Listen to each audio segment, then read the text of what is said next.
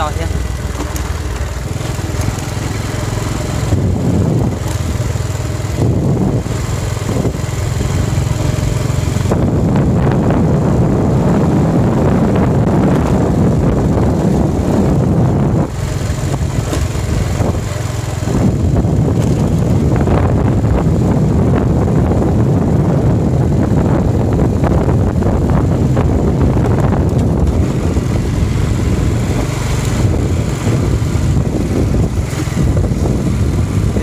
là tôi cho nó này giống như thế bên chia bê cho đó là tôi cho nó la cho tôi lên nó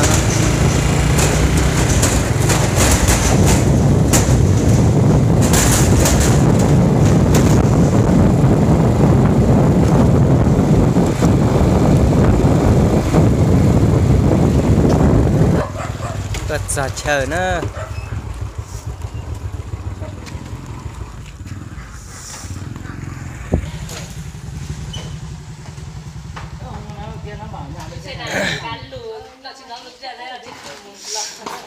bên mùa xà luche này nhở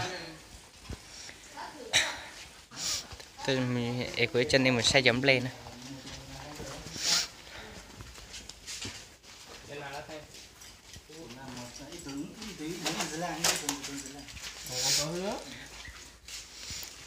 chấm lên thì chân đền nọ chứ không gì tôi giờ chấm lên đền nó này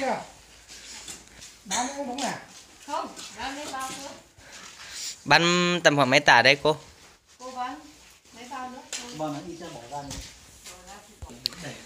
Chế lấy lúc chế lên nó chỉ mua mè mè xí này, ít chế lên nó chỉ lấy cho mua ớt xanh xí ạ.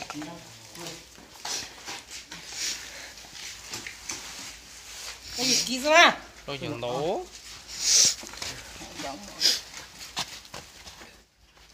Sao mà chọc kia ó? Ớt xanh nó xí nhở hơn, ớt xanh nó nhở hơn. Chín rồi. Sẽ chậu chuột kỹ.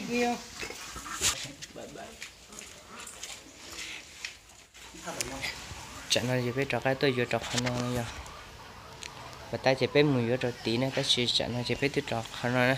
Khăn non mùa nó khăn non ý là vừa mùa pro bộ kỹ cho pro bản tôi kỹ nữa nè, chỉ biết trò cái lần này vừa cho nó nè. Mỗi từ lùa ăn nữa.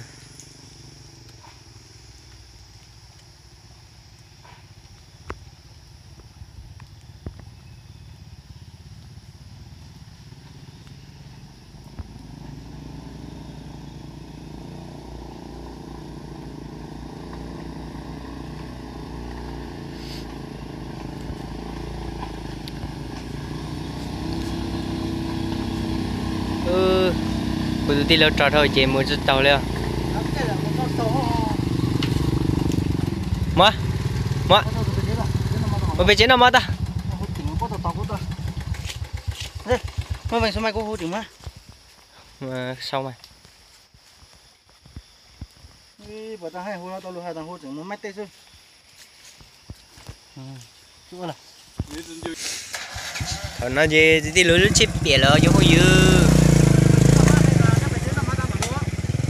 chip bể lỡ một chút tàu à bây giờ chỉ bé gần đây là thứ làm là cái luôn nè